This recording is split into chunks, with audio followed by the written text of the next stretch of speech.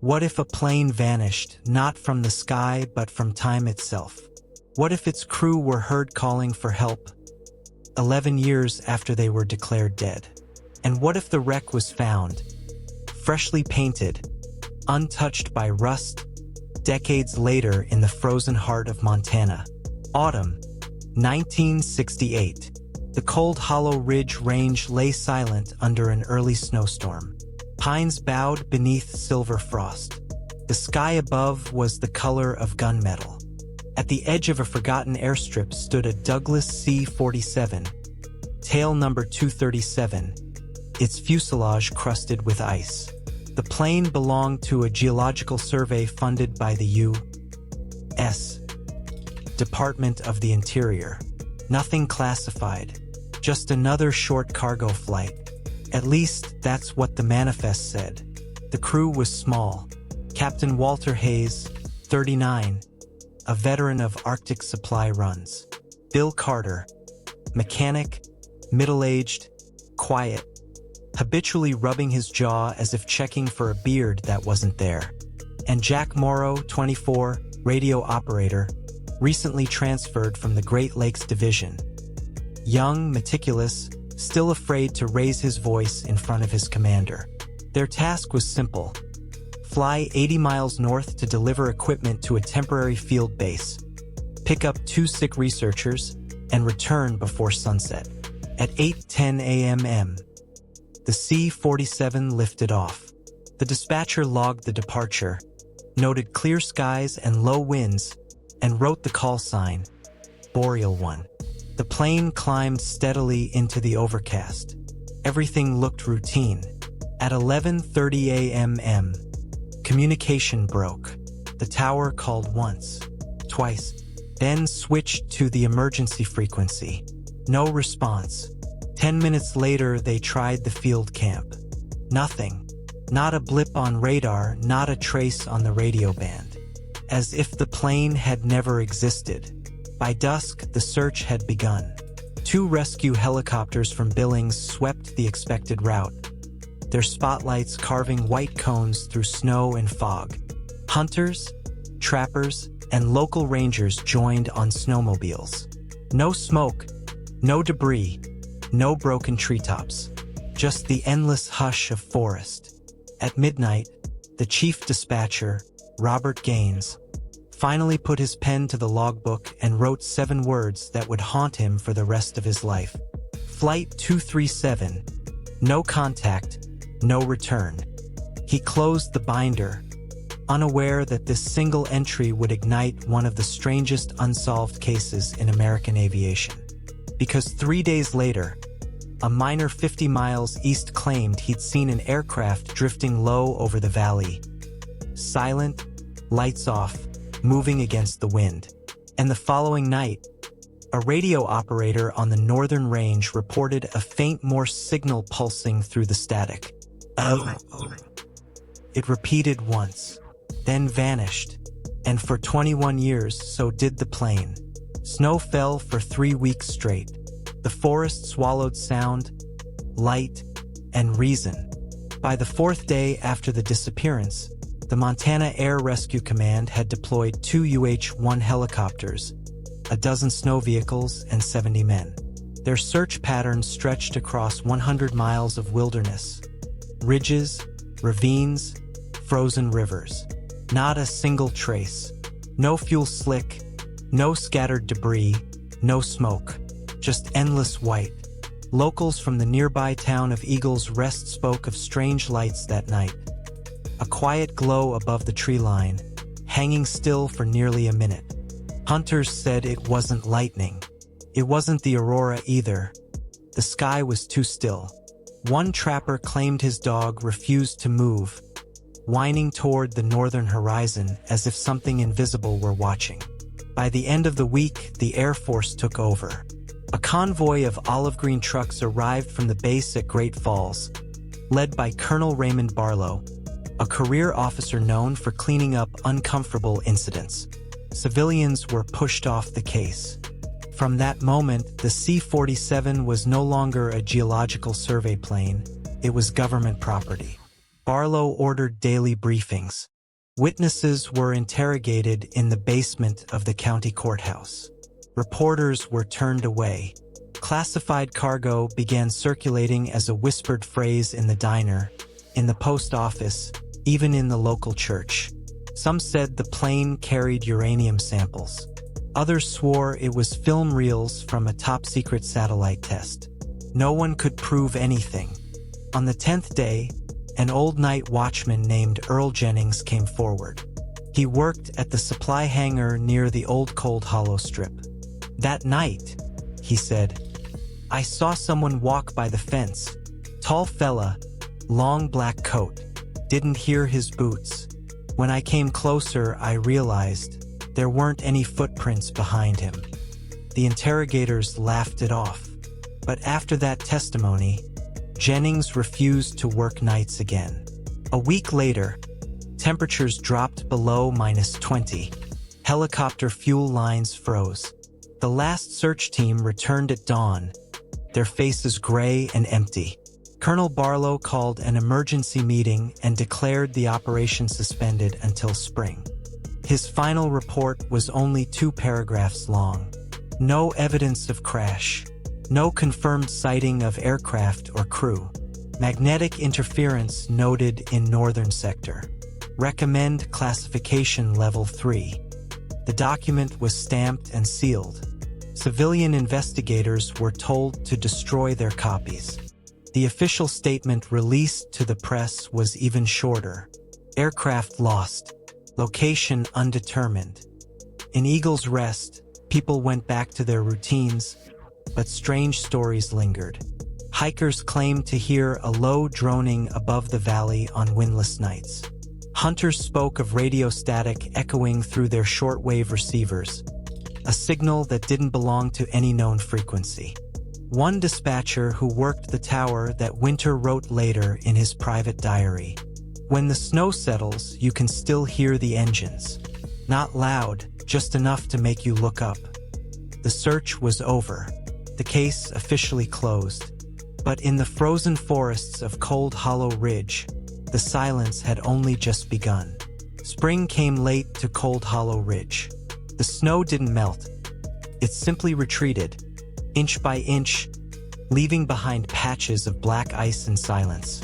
In April 1969, under government orders, the search resumed. This time it wasn't pilots or rescue teams who led the mission. It was scientists. The Geophysical Anomalies Division sent in a small crew headed by Dr. Charles Brenner, a 42-year-old engineer known for mapping magnetic irregularities across the Rockies. Alongside him, cartographer Eugene Archer and 2 local guides, Tom Reeves and Lal Corbin, men who had hunted these forests all their lives. Their orders were simple: locate any metallic trace of the lost C-47 and chart anomalies in the terrain. On the 3rd day, as they set up their base near Blue Hollow Ridge, Brenner noticed his magnetometer twitching violently. The needle swung so far to the left it scraped the glass. He recalibrated twice. The reading remained unstable, 4 times stronger than the region's baseline. Beneath them, something massive was distorting the Earth's field. That evening, as wind crawled through the pines, guide Tom Reeves mentioned a sound he'd heard while checking the perimeter. "Like thunder," he said, "but coming from underground, like something big falling through the soil." They laughed, called it shifting frost or a landslide. But the next morning, Reeves was gone. His bedroll lay folded. His footprints ended 10 feet from the tent. No drag marks, no signs of struggle. The snow was smooth, untouched. They called for him for hours until Archer finally whispered, "He didn't walk away. He just stopped existing." Brenner reported the disappearance over shortwave. Command ordered them to remain in position until a new escort arrived. They stayed another 48 hours, barely sleeping. During that time, the magnetic field grew even stronger. At night, the compass needles rotated slowly in full circles, once every few minutes, as if following something beneath the earth. On the 5th morning, Brenner led a small survey uphill toward a series of shale ridges. There, half buried in frost, they found it. A charred metallic fragment, about 6 feet long, its edges unnaturally clean, as though sliced by heat rather than torn. Archer brushed off the soot. Beneath it gleamed dull silver paint and faint stenciled lettering, C47-237. They photographed it, marked coordinates, and decided to return the next day with excavation tools and a proper camera. Brenner locked the sample tag into his logbook before nightfall. When they came back in the morning, the ridge was empty. The snow showed no new tracks. The fragment, the scorch marks, even the indentation in the frost, gone. Only a shallow depression remained, filled with fine black dust that smelled faintly of ozone. Archer began shaking. "We were right here," he muttered, staring at the empty slope. "We didn't imagine that." Brenner didn't answer. He walked slowly across the ground, dragging his boot heel in the snow as if testing whether it would hold his weight. That night, under the pale shimmer of the northern lights, he opened his field journal and wrote one line in pencil before tearing out the radio logs and sealing them in a waterproof bag.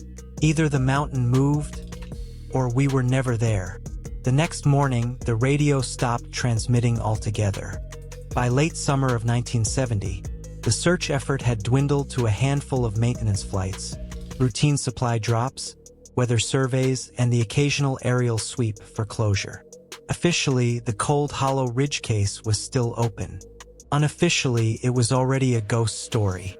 Then came the report from Captain Aaron Flint, a reconnaissance pilot flying for AU's forestry expedition out of Helena.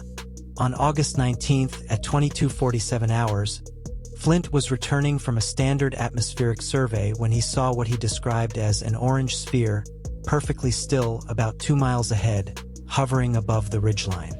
"It didn't move like anything I'd ever seen," he said later in his debrief. "It didn't wobble, didn't drift, just hung there, burning quiet. Then it blinked out. No flash, no descent. It was just gone."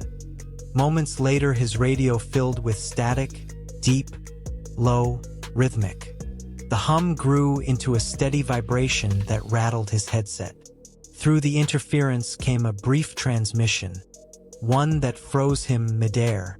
"We're not alone in this airspace." The voice wasn't his co-pilot's. He was flying solo. When he landed at base, the technicians checked the flight recorder. No abnormalities. No saved transmission. The entire 3-minute window was blank, as though the signal had never existed.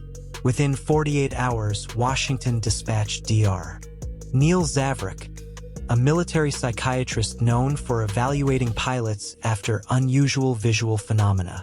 He interviewed Flint for 6 hours straight. The official summary read, "Acute anxiety response.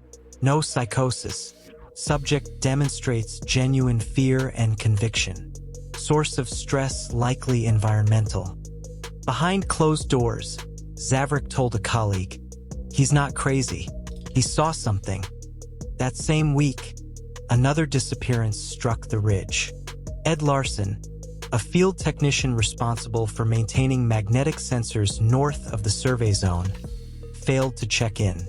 A ground team reached his camp 2 days later. His tent was zipped, his sleeping bag neatly rolled. The fire pit was still warm. Inside the tent lay his notebook, open to a half-finished line. Signal repeating again. Frequency rising. Sounds almost like the pencil had snapped mid-word. Every piece of equipment in the camp was functional. His snowmobile tracks ended abruptly 20 feet from the tent. Not veering off, not turning around, just stopping clean and sharp in the crusted snow. Colonel Barlow returned to Cold Hollow by helicopter the next morning. His face, one officer recalled, was as pale as the sky. Within hours, orders were broadcast to every station in the area. Suspend all field operations effective immediately. No explanations were given.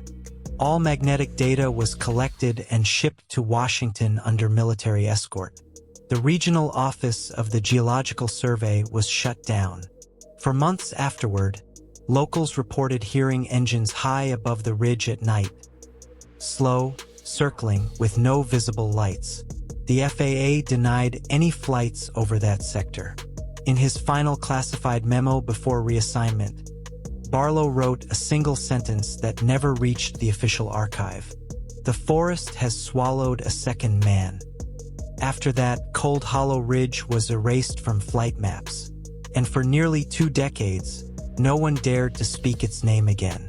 20 years after the Cold Hollow incident, the story was little more than a whisper, a cautionary tale for rookie pilots, an old myth traded in bars along the Montana range.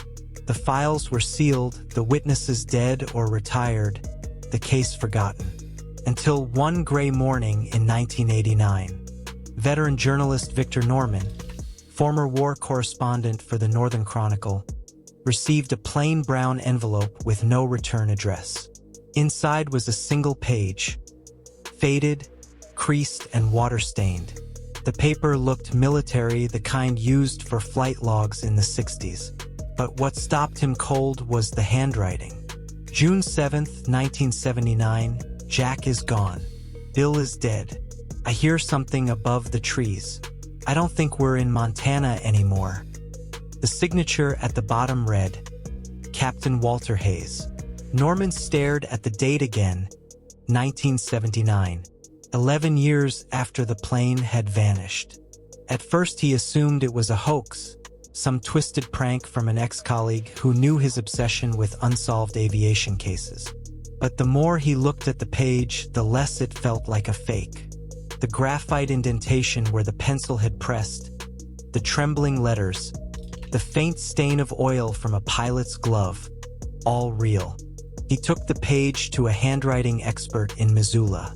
The result came back 2 days later, authentic, consistent with known samples of Captain Hayes's signature. Norman began digging. He filed Freedom of Information requests, visited the defunct Cold Hollow station, interviewed anyone still alive who had worked under the Air Force's 1968 investigation. One name kept surfacing in dusty memos, Colonel Raymond Barlow. Barlow had retired to Arizona. When Norman tracked him down, the old officer was frail, nearly blind, but his mind was sharp as glass. He read the page in silence for a long time, his fingers trembling on the edges. Then he whispered, "Yes, that's his hand. God help us, that's really his hand." Norman pressed him for answers. What happened out there? What did they find?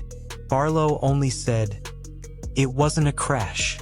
That's all you need to know." Then he closed the door. When Norman tried to publish the story, the Northern Chronicle refused. The editor-in-chief called him into his office, slid the envelope back across the desk, and said quietly, "Victor, this came from Washington. They told me to kill it. Don't make me lose my paper." That night, Norman's apartment phone rang twice, but no one spoke. The third time, a voice whispered, "Stop looking." Then the line went dead. But he didn't stop. Within a week, he packed his car with tape recorders, maps, and the single page from the logbook sealed in a plastic sleeve. He pinned a note to his office wall before leaving. "If anyone asks where I've gone, I'm going to find the sky that took them." He drove north toward the forgotten ridge, where snow never truly melts, and compasses still spin in slow circles. Somewhere beyond those pines, the truth waited, half buried, half alive, and Victor Norman intended to dig it out. The letter reached Victor Norman 3 weeks later, typed and signed with a single line of text. "You were right to look north, 200 miles from the C-47's original flight path." A team of geology interns from the University of Montana had made an impossible discovery. While mapping permafrost layers near Eagle Canyon, they uncovered twisted metal jutting from a slope of black ice. At first, they thought it was mining equipment. Then one of them brushed away the frost and saw the faded U.S. insignia. Within hours, the news reached the local ranger station. By dawn, a small recovery crew was on site. Half buried in the glacier lay a wing section, torn clean and burned at the edges. Yet the aluminum shone as if newly forged. The stenciled code was still readable beneath the ice. C. 47-237, the same plane that vanished in 1968. Norman arrived 2 days later with a borrowed press badge and a trembling sense that the ground beneath him was about to shift. The wreck looked wrong, too intact, too preserved. When the students thawed a section with warm brine, the metal steamed like dry ice, releasing a faint electrical hum. One geologist muttered, "It's like it's been frozen and unfrozen 100 times." Inside a crushed fragment of the cockpit, they found something else, a journal half-rotted but legible. Its last entry stopped mid-sentence. June 7, 1979, sky is changing again. Blue to red to. The rest was smeared by time and moisture. Later, during a recorded interview, one of the interns, Andrew Collier, told Norman, "There were more pages." He wrote about the sky changing colors, said the nights lasted forever, like they were flying but the sun never came up. That statement never appeared in any official report. 2 days after the discovery, government trucks rolled into the valley. The site was cordoned off, cameras confiscated, personnel escorted away. The students signed non-disclosure agreements before being bussed back to campus. Norman was left standing in the snow, notebook in hand, as the last military van disappeared down the road. He managed to speak briefly with George Latham, the engineer assigned to analyze the metal fragments. Latham admitted he had secretly made photocopies of the journal pages for safety. He promised to send them once he was clear of the base. He never did. 3 nights later, his car skidded off a bridge outside Butte.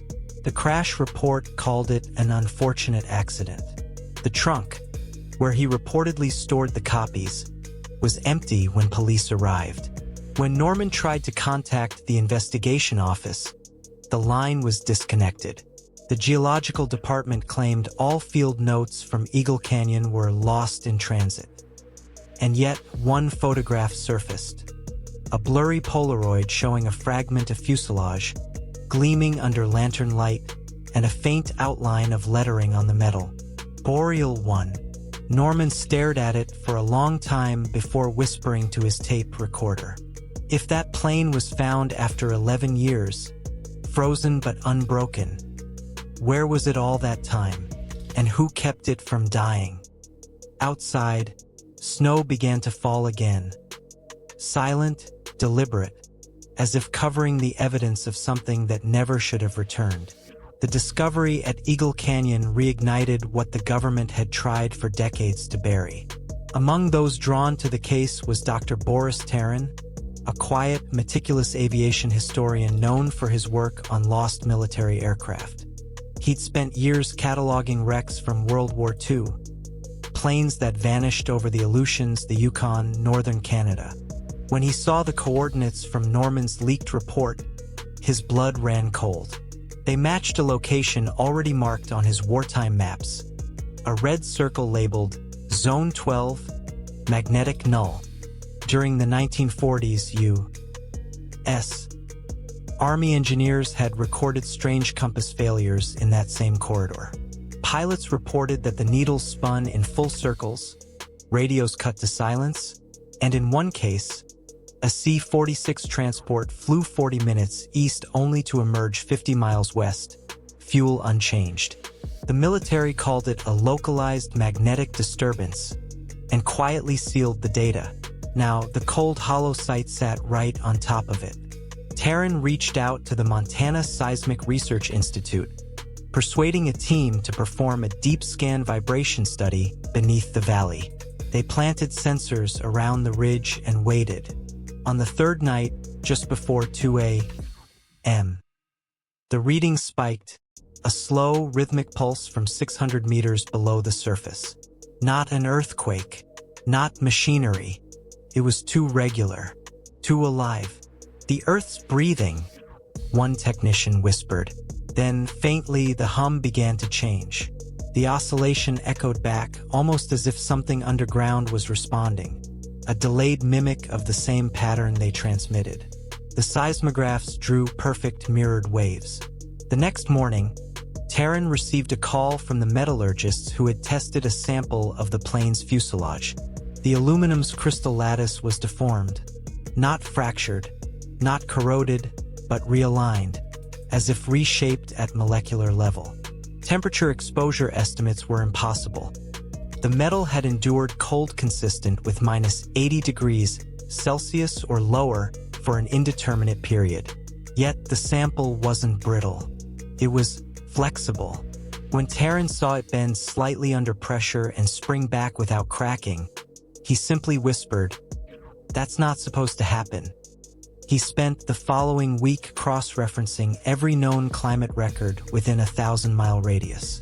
No region in Montana, not even during the ice storm of '78, had reached temperatures anywhere near that extreme.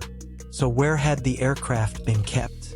In his private notes, later seized from his office, Terran wrote, "Either the plane was frozen for decades, or it never truly left." By autumn, the Montana seismic team reported a new phenomenon. Their instruments would occasionally pick up short bursts of low-frequency interference, identical to radio carrier waves. But when analyzed, the signals weren't random noise. Each burst contained fragments of Morse code. Short, long short, repeating at 11-minute intervals. When translated, the message was incomplete, broken by static. But one word was clear enough to make Terran's hand tremble as he wrote it down. Boreal, the call sign of Hayes's missing C-47. By the early 1990s, Cold Hollow Ridge had become a myth whispered only in academic circles. A place marked restricted terrain on geological maps, where no instruments functioned longer than a few hours. But one man refused to accept the legend. Dr. Vladimir Levon, a field physicist from the University of Colorado, was a rationalist to his core. He had no patience for folklore or temporal anomalies. What he wanted were measurements, proof, something tangible beneath the rumors. In February 1990, he led a 7-person expedition into the ridge. 2 trucks, 1 snowcat, and a week's supply of rations. Their objective: to locate the source of the magnetic irregularities identified by Dr. Terran's seismic team. On the first day, the compasses twitched. On the second, they spun full circles. By the third, the digital sensors began to fail entirely. The readings doubled, signals echoing themselves, as if every pulse had a faint twin. Levon wrote in his field diary, "It's as though the instruments are hearing their own reflections." That night, while setting seismic probes near a shallow ravine, lab assistant Derek Titov froze mid-sentence. His eyes widened, fixed on the ground beneath him. Then he screamed, "He's under me! He's calling from below!" They rushed to him, but he'd collapsed to his knees, whispering. He says, "He can't get out." When they brought him back to camp, he couldn't recall the episode. He kept rubbing his palms, muttering about air moving through the soil. Levon decided to conduct a controlled deep scan using a modified Doppler receiver, the same equipment used for subglacial sonar. On March 3rd, at 2:14 a.m., the device caught a single impulse, a vertical spike, a pulse that lasted exactly 0.7 seconds. It wasn't geological. It wasn't seismic. It was deliberate. The pattern repeated once, weaker, as if something or someone had answered the signal. Levon's notes became erratic after that. Lines overlapped, ink smeared by frost and shaking hands. Impulse confirmed, 600 meters below ground. Frequency unknown, possibly structured. Response latency indicates intelligence. The following evening, technician Peter Blizniuk was collecting equipment near the eastern ridge when he spotted something half-pressed into the snow. A single boot print, deep and sharp. Army issue, 1940s pattern, size 10.5, just one, no matching step. He called out to the others, but the wind swallowed his voice. They found his flashlight 5 hours later, still on, half buried in powder. His footprints ended in the middle of an open slope. No sign of struggle, no body. At dawn, Levon gathered the remaining crew. Frost rimed their eyelashes, breath ghosting in the cold air. He stared down at the empty snowfield and said quietly, "This place doesn't erase people. It absorbs them." That night, they packed their gear and left. The final report submitted to the Department of Geophysics was only 1 page long. No data charts, no analysis, just a single typed line at the bottom. Magnetic collapse zone. Work impossible. The file was stamped classified and buried under a new project title. Subsurface Stability Study, Cold Hollow Ridge, Region 237. In the margin, written by Levon's own hand, someone had added in pencil, "It wasn't the mountain that answered us. It was something else." In 1993, the case resurfaced once more by accident. Claudia Shaw, an archival analyst working for the Department of Transportation, was reviewing declassified aviation incidents when she found an unmarked folder wedged between meteorological reports. Inside lay a small notebook sealed in a plastic sleeve. Its label read, C-47 Flight Log, Captain Walter Hayes. Date, June 1979. The ink was crisp, the paper dry, not a trace of mold or discoloration. Even the staple bindings gleamed as if forged yesterday. But the flight had vanished 25 years earlier. The first page contained one chilling line. 7th day. I see lights, but they're not for me.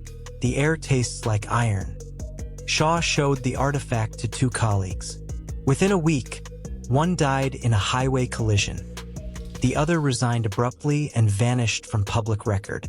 The sample of blue-gray paint flaking from the same file underwent chemical analysis.